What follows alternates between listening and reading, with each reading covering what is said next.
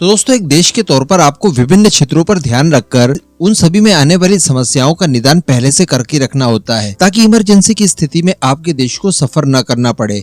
इसी वजह से हम लोग लगातार देख पा रहे हैं कि भारत के अंदर जितनी भी कमियां हैं, जो कि कमजोर नसें कही जा सकती है हमारे देश की, उन सभी को सुधारने के लिए एक प्रयास किए जा रहे हैं, जिसमें आत्मनिर्भरता के लिए नए नए इनोवेशंस अलग अलग सेक्टर्स में देखने सुनने के लिए मिल रहे हैं। इसी तरह का एक और सेक्टर है जो कि बहुत महत्वपूर्ण है, और ऐसा सेक्टर है कि अगर इस कमजोर नस को कोई दबाने की कोशिश करे तो लिटरली कोई भी देश हो, भारत ही नहीं अन्य कोई भी देश हो, वो घुटनों पर आ सकता है, और वो है एनर्जी रिक्वायरमेंट। हम सभी जानते हैं कि भारत दुनिया का तीसरा सबसे बड़ा क्रूड ऑयल का उपयोगकर्ता देश है। ऐसी परिस्थिति में सोच लीजिए कि कुछ दिनों के लिए ये सप्लाई रुक जाए और भारत के अंदर क्रूड ऑयल ना आ पाए, तो हम लोग कैसी परेशानियों से घिर सकते हैं। पूरा देश ठप हो जाएगा, क्योंकि हम लोग हमारी रिक्वायरमेंट का 80% क्रूड ऑयल विदेशों से इम्पोर्ट करते हैं। ऐसी परिस्थिति में भारत को कुछ ऐसे प्रयास करने होंगे जिसकी वजह से अगर कुछ दिनों के लिए सप्लाई रुक भी जाए, तब भी हम लोग उस संकट का सामना कर सकें। इसके लिए जरूरी तो ये है सबसे बड़ा कि हम लोग हमारी धरती में तेल खोजें, वो लगातार खोजी जा रही है। कल ही मैंने आपको इसको लेकर एक सकारात्मक खबर दी थी,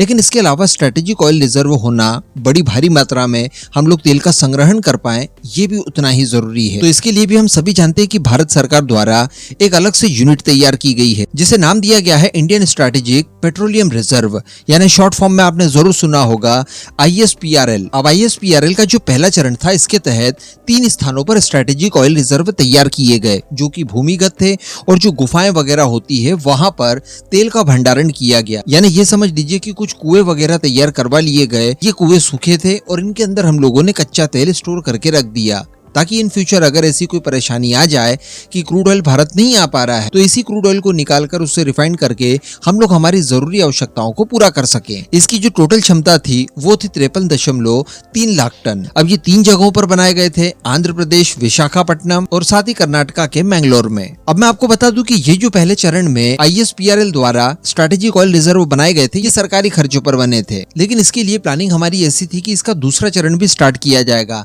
जहां पर प्राइवेट कंपनियों को भागीदारी दी जाएगी। और इस बार जो स्ट्रेटेजिक ऑयल रिजर्व तैयार किए जाएंगे, उनकी क्षमता होगी 25 लाख टन, यानी 2.5 मिलियन टन, और इन्हें उन्हीं जगह पर बनाया जाएगा जहां पर पहले चरण के स्ट्रेटेजिक ऑयल रिजर्व तैयार किए गए थे। बस फर्क इतना होगा कि वो भूमिगत थे, अंडरग्राउंड टनल्स वगैरह के अंदर थे, और जो नए स्ट्रेटेजिक ऑयल रिजर्व बनाए जाएंगे, इन्हें हम लोग जमीनों के ऊपर बनाएंगे, और इसके लिए प्राइवेट फर्म्स को इन्वाइट किया जाएगा। वही अपने खर्च पर सरकार के साथ मिलकर इसके दूसरे चरण का काम पूरा करेंगे। तो इस तरह से हमारे पास काफी ज्यादा मात्रा में स्ट्रेटेजिक ऑयल रिजर्व होंगे। हालांकि और भी कई सारी तैयारियां हैं, जैसे कुछ समय पहले खबरें निकल कर आई थी कि जो हमारे पास नमक की खदानें वगैरह हैं, इनके अंदर भी हम लोग स्ट्रेटेजिक ऑयल रिजर्व तैयार कर सकते हैं, और इनके ऊपर भी संभावनाएं तलाशी जा रही है। लगातार रिसर्च के काम चल रहे हैं।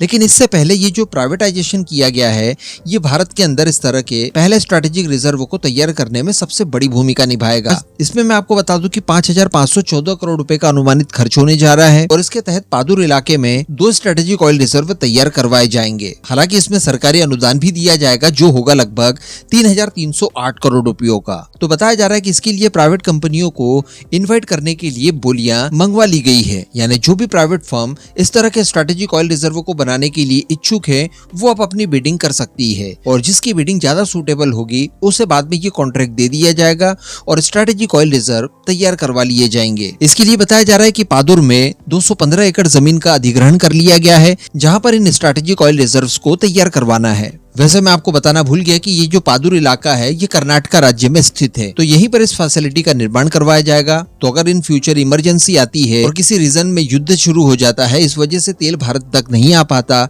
या फिर कोई दुर्भावना से भारत तक तेल जानबूझकर नहीं पहुंचाता, तो ऐसी सभी परेशानियों से निपटने के लिए कुछ दिनों का स्ट्रेटेजिक ऑयल रिजर्व हमारे पास तैयार होगा। हालांकि अभी भी हमारी आवश्यकताओं के हिसाब से ये कम होगा, तो इसी वजह से भारत यहीं तक नहीं रुकेगा, बल्कि नए नए तरीके और नए नए स्थानों पर इस तरह के स्ट्रेटेजिक रिजर्व्स तैयार करवाने के लिए लगातार प्रयास किए जाएंगे।